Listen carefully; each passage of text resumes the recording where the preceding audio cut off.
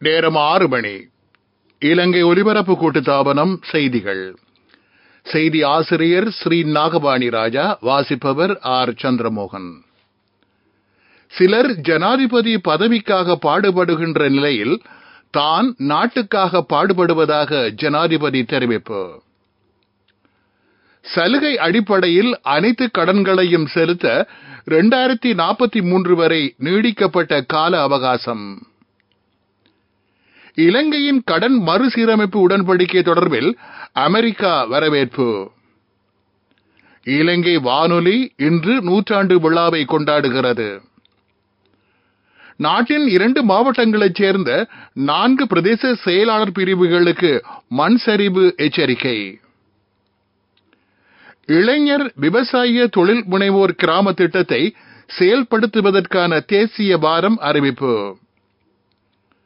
அமெரிக்க ஜனாதிபதி Joe Biden மற்றும் முன்னாள் ஜனாதிபதி டொனால்ட் ட்ரம்ப் ஆகியோருக்கிடையிலான நேரடி விவாதம் இன்று.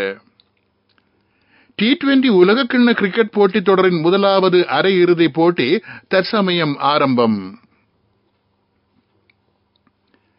சிலர் ஜனாதிபதி பதவிக்காக பாடுபடும் போது தான் நாட்டுக்காக பாடுபடுவதாக ஜனாதிபதி ரணில் விக்ரமசிங்க குறிப்பிட்டுள்ளார். ஆபத்தான தொங்கு பாலத்திலிருந்து இலங்கை தாய் திருநாடு என்னும் குழந்தையை பாதுகாப்பாக அழைத்து வந்துள்ளதாகவும் ஜனாதிபதி தெரிவித்துள்ளார். நாட்டு மக்களுக்காக நேற்றிரவு அவர் ஆற்றிய விசேட உரையின் போது ஜனாதிபதி இதனை குறிப்பிட்டார். இலங்கையின் பிரதான உத்தியோகபூர்வ இருதரப்பு கடன் வழங்குநர்களுடன் கடன் மறுசீரமைப்பு பேச்சுவார்த்தைகளை நிறைவு செய்து உத்தியோகபூர்வ கடன் வழங்குனர் குழுவுடன் இறுதி உடன்பாடு எட்டப்பட்டுள்ளது. சீனாவின் எக்ஸிம் வங்கியுடன் பீஜிங்கில் இறுதி உடன்பாடு எட்டப்பட்டதோடு அதற்கான முறையான நடைமுறைகள் தற்போது முன்னெடுக்கப்பட்டு வருவதாகவும் ஜனாதிபதி குறிப்பிட்டார். கடன் மறுசீரமைப்பு உடன்படிக்கை மூலம் வெளிநாடுகளுக்கான சகல இருதரப்பு கடன் கொடுப்பனவுகளையும் 2028 ஆண்டு வரை காலம் தாழ்த்த வாய்ப்பு கிடைத்துள்ளது என ஜனாதிபதி தெரிவித்துள்ளார். இதற்கு அப்பால் இலங்கைக்கு சலுகை நிபந்தனைகளின் அடிப்படையில் 2043 ஆண்டு வரை கால அவகாசம் கிடைக்கும் என ஜனாதிபதி குறிப்பிட்டார். நாட்டை நேசிக்கும் அனைவருக்கும் இது நற்செய்தி என்று தெரிவித்த ஜனாதிபதி, சிலர் ஜனாதிபதி பதவிக்காக கடுமையாக பாடுபடும் நிலையில் தான் நாட்டிற்காக பாடுபட்டு வருவதாகவும் தெரிவித்தார். அவர்கள் தமக்கு கிடைக்கும் பதவிகளை பற்றி கனவு காணும் போது தான் நாட்டின் அபிவிருத்தியை பற்றி கனவு காண்பதாகவும் ஜனாதிபதி குறிப்பிட்டார். அன்று மக்களுக்கு வழங்கிய வாக்குறுதியின் பிரகாரம் இலங்கை தாயை ஆபத்தான தொங்கு பாலத்தின் ஊடாக கொண்டுவர முடிந்ததாக தெரிவித்த ஜனாதிபதி, ஹுனுவட்டையே நாடகத்தில் வருவதை போன்று கடினமான நிலைமையில் குழந்தையை பாதுகாப்பதற்கு அஞ்சி எந்த ஆதரவையும் வழங்காத தரப்பினர் குழந்தை தொங்கு பாலத்தை கடக்கும் முன்பே குழந்தையின் உரிமையை கேட்டு போராடுவதாகவும் அவர் சுட்டிக்காட்டினார். கடனை செலுத்த முடியாமல் வங்குரோத்தான நாடென்று முத்திரை குத்தப்பட்ட ஒரு நாடு 2 வருடங்களில் இந்த அளவு முன்னேற்றத்தை பெற முடிந்திருப்பது வெற்றி எனவும், அண்மைய வரலாற்றில் பொருளாதார படுகொலியில் வீழ்ந்த உலகின் எந்த நாடும் இவ்வளவு குறுகிய காலத்தில் இவ்வாறான நிலை அடைந்ததில்லை எனவும் ஜனாதிபதி குறிப்பிட்டார். தவறான பாதையில் செல்வதால் ஏற்படும் ஆபத்துக்களை அனைவரும் அறிந்து வைத்துள்ளதால் அது தொடர்பில் தீர்மானத்தை எடுப்பதற்கு மக்களுக்கு முழு உரிமையும் சுதந்திரமும் இருக்கிறது. மக்கள் எடுக்கும் தீர்மானம் ரணில் விக்ரமசிங்கவின் எதிர்காலத்தை தீர்மானிக்காது என்றும் அது நாடு மற்றும் எதிர்கால குழந்தைகளின் எதிர்காலத்தையே தீர்மானிக்கும் என்றும் ஜனாதிபதி சுட்டிக்காட்டினார். வங்குரோத்து அடைந்த நாட்டின் பொருளாதாரம் படுகொலியில் வீழ்ந்திருந்த நிலையில் நாட்டை மீட்பதற்கு தனது கட்சிக்கு பாராளுமன்ற அதிகாரம் இருக்கவில்லை எனவும், தன்னால் நியமிக்கப்பட்ட அரசு அதிகாரிகளோ தான் நியமித்த அமைச்சரவையோ இருக்கவில்லை. அவை எதுவுமின்றி உலகையே ஆச்சரியப்படுத்தும் விதத்தில் 2 வருடங்களில் நிலையான நாட்டை கட்டியெழுப்ப தன்னால் முடிந்ததாகவும் ஜனாதிபதி குறிப்பிட்டார். ஜனாதிபதி ரணில் விக்ரமசிங்க நாட்டு மக்களுக்கு ஆற்றிய விசேட உரையின் தமிழாக்கம் இந்த செய்தி அறிக்கையின் பின்னர் முழுமையாக ஒலிபரப்பாகும். நீங்கள் கேட்டுக்கொண்டிருப்பது இலங்கை ஒலிபரப்பு கூட்டுத்தாபனத்தின் செய்திகள்.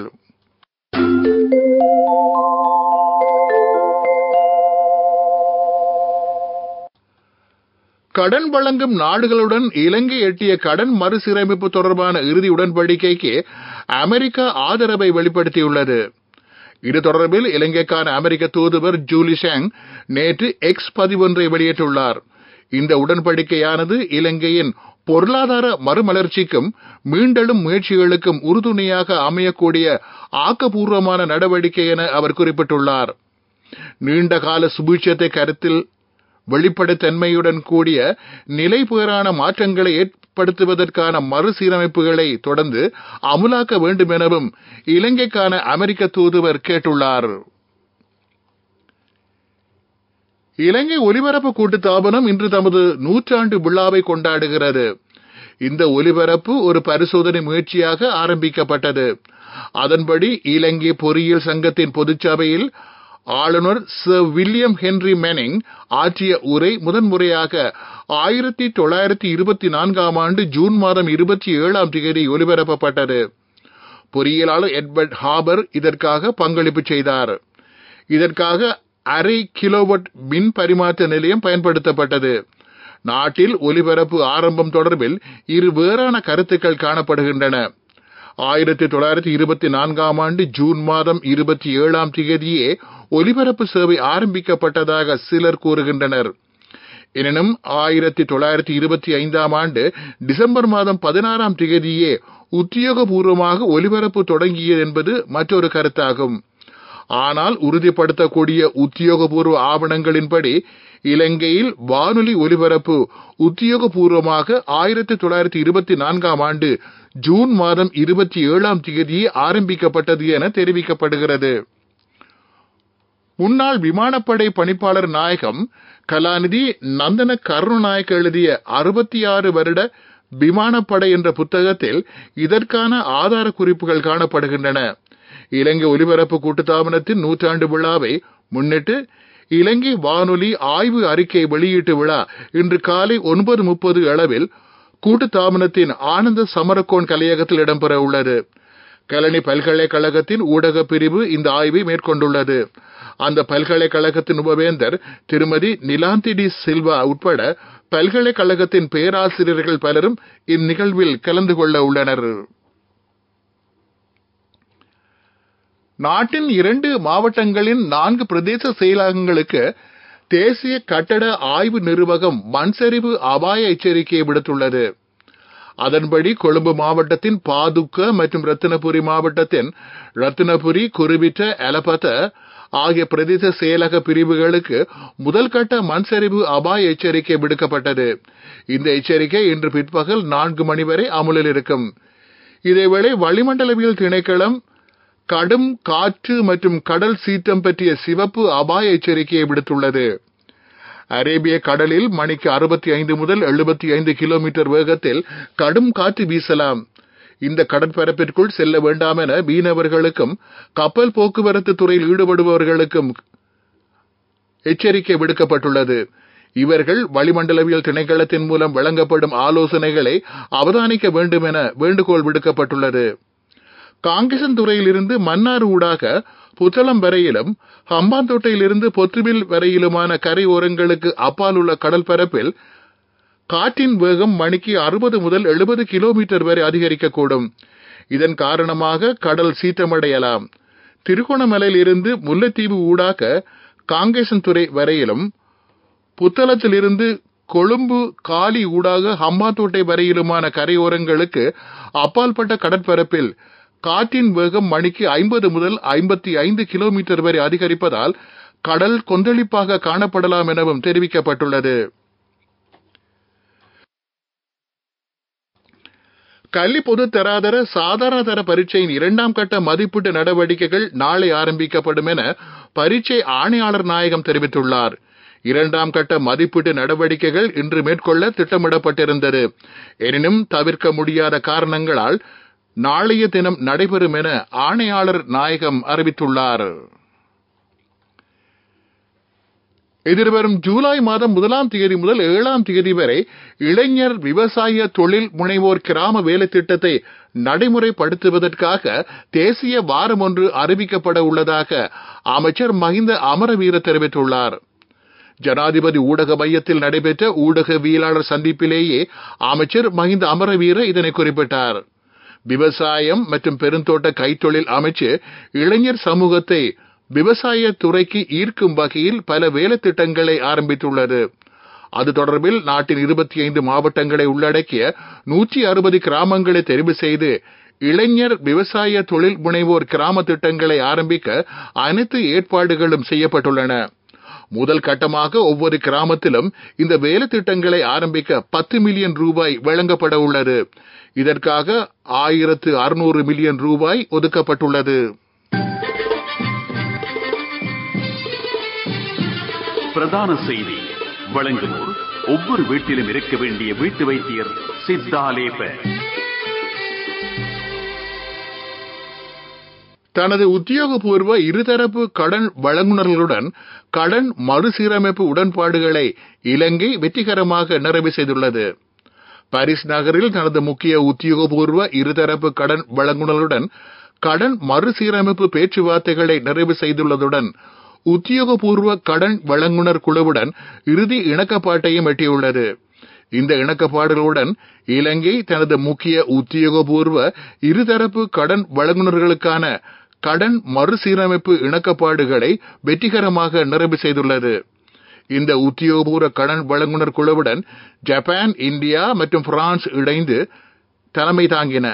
Australia, Austria, Belgium, Canada, Denmark, Germany, Hungary, Korea, Netherlands, Russia, Spain, Sweden, ஐக்கிய ராஜ்யம் மற்றும் அமெரிக்கா ஆகியவை இந்த உத்தியோகபூர்வ கடன் வழங்குனர்கள் குழுவின் ஏனைய உறுப்பினர்களாக இருந்தன.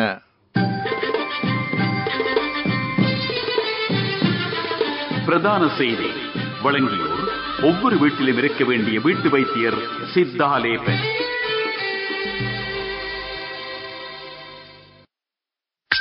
உங்கள் கவனத்திற்கு கோழி இறைச்சி மற்றும் முட்டைகளை நன்கு வேக வைத்து சமைக்கப்படுவதை உறுதி செய்து கொள்ளுமாறு சுகாதார அமைச்சு பொதுமக்களுக்கு அறிவுறுத்தியுள்ளது.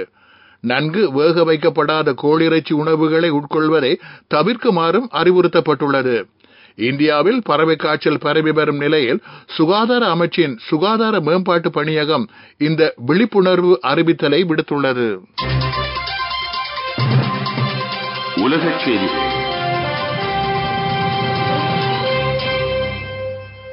அமெரிக்க ஜனாதிபதி ஜோ பைடன் மற்றும் முன்னாள் ஜனாதிபதி டொனால்ட் ட்ரம்ப் ஆகியோருக்கு இடையிலான நேரடி விவாதம் இன்று நடைபெற உள்ளது. அமெரிக்காவில் நடைபெறவுள்ள ஜனாதிபதி தேர்தலை முன்னிட்டு முதலாவது நேரடி விவாதமாக இது நடைபெற உள்ளது. 2 வேட்பாளர்களுக்கும் இடையிலான விவாதம் இன்றிரவு 9 மணிக்கு அட்லாண்டாவில் ஆரம்பமாகும். அமெரிக்க ஜனாதிபதி தேர்தல் எதிர்வரும் நவம்பர் மாதம் 5ஆம் தேதி நடைபெற உள்ளது. ஜனநாயக கட்சி சார்பில் சமகால ஜனாதிபதி ஜோ பைடன் போட்டியிட உள்ளார். குடியரசுக் கட்சி சார்பில் முன்னாள் ஜனாதிபதி டொனால்ட் ட்ரம்ப் போட்டியிட உள்ளார். அமெரிக்க ஜனாதிபதி தேர்தல் காலகட்டத்தில் வேட்பாளர்கள் பல சந்தர்ப்பங்களில் நேருக்கு நேர் விவாதிப்பது முக்கிய அம்சமாகும். வடகொரியா நேற்று விண்ணுக்கு செலுத்திய ஹெபசானிக் ஏவுகணை பாதி வழியில் வெடித்து சிதறியதாக தென்கொரிய ராணுவம் தெரிவித்தது. ஒலியை விட 5 மடங்கு அதிக வேகம் கொண்ட ஏவுகணையை சோதனை செய்யும் நோக்கில் வடகொரியா விண்ணில் செலுத்தியது. எனினும் அது தோல்வி அடைந்துள்ளதாக தென்கொரியா தெரிவித்துள்ளது.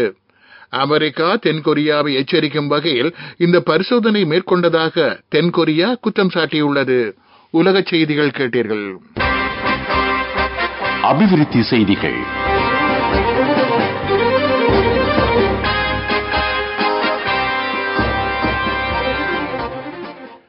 எதிர்வரும் 2 போகங்களுக்கு தேவையான பண்டி உரத்தை விவசாயிகளுக்கு இலவசமாக வழங்கப்பட உள்ளதாக அமைச்சர் மஹிந்த அமரவீர தெரிவித்துள்ளார்.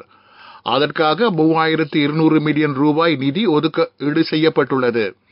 அதற்கமைய விவசாயிகளுக்கு வழங்க வேண்டிய உரத்தொகை அடுத்த மாதம் வழங்கப்பட உள்ளதாக அமைச்சர் குறிப்பிட்டார். இது தொடர்பாக உலக உணவு மற்றும் விவசாய அமைப்புடன் பேச்சுவார்த்தை நடத்தப்பட்டுள்ளது. அதன்படி விவசாயிகளுக்கு இலவச உரத்தை வழங்குவதற்கான இணக்கம் தெரிவிக்கப்பட்டுள்ளது. விளையாட்டுச் செய்திகள். ICC T20 உலகக்கிண்ண சுற்றுத்தொடரின் அரையிறுதி போட்டிகள் இன்று நடைபெறுகின்றன. முதலாவது அரையிறுதிப் போட்டி தற்போது நடைபெற்று வருகிறது.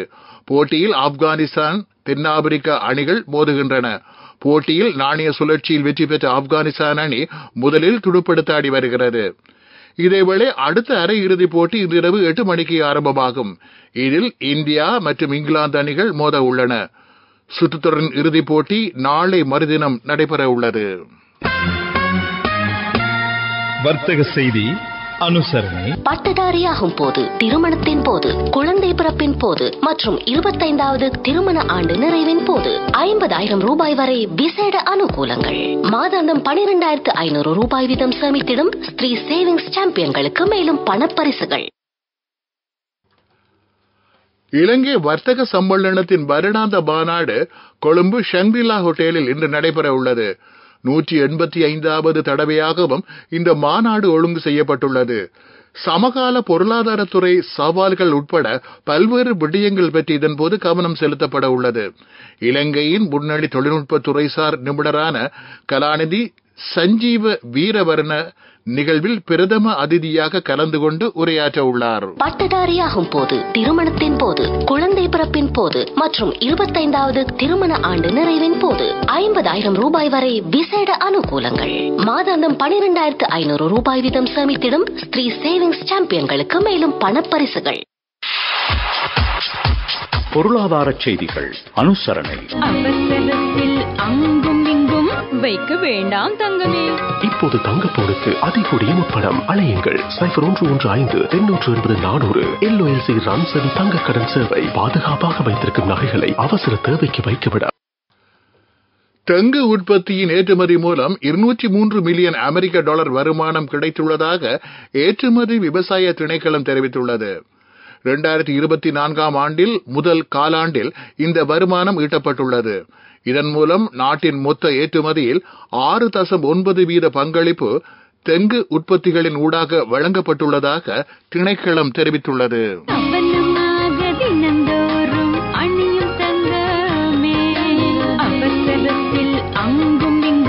வைக்க வேண்டாம் தங்கமே. இப்போது தங்கப்போனுக்கு அதிகூடிய முப்படம். அலையுங்கள் 0115-880-400. LOLC ராம்சவி தங்க கடன் சேவை. பாதுகாப்பாக வைத்திருக்கும் நகைகளை அவசர தேவைக்கு வைத்துவிட. காலநிலை அறிக்கை. மேல் சப்ரகமு வடமேல் மாகாணங்களிலும் கண்டி, நுவரெலியா, காலி, மாத்தறை மாவட்டங்களிலும் அவ்வப்போது மழை பெய்யும். சப்ரகமு மாகாணத்திலும் கண்டி, நுவரெலியா மாவட்டங்களிலும் 50 மில்லிமீட்டர் வரையிலான மழை வீழ்ச்சி பதிவாகலாம். பிற்பகல் அல்லது மாலை வேளையில் ஊவா மாகாணம், அம்பாறை, மட்டக்களப்பு மாவட்டங்கள் ஆகிய இடங்களில் மழையோ இடியுடன் கூடியோ மழையோ பெய்யக்கூடும்.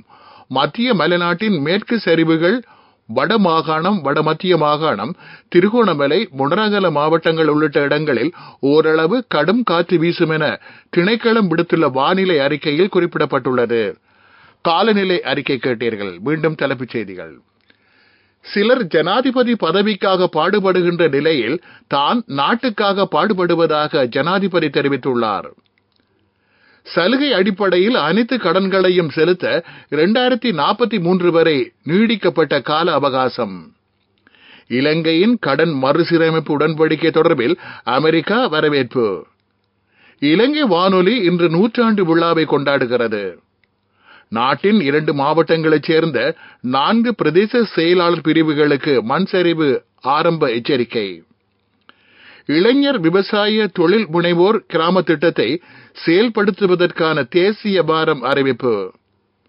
அமெரிக்க ஜனாதிபதி ஜோ பைடன் மற்றும் முன்னாள் ஜனாதிபதி டொனால்ட் ட்ரம்ப் ஆகியோருக்கு இடையிலான நேரடி விவாதம் என்று. T20 உலகக்கிண்ண கிரிக்கெட் போட்டித் தொடரின் முதலாவது அரையிறுதி போட்டி தற்சமயம் ஆரம்பம். இத்துடன் செய்திகள் முடிவடைந்தன. எமது அடுத்த பிரதான செய்திகள் பகல் 12:45 ஒலிபரப்பாகும்.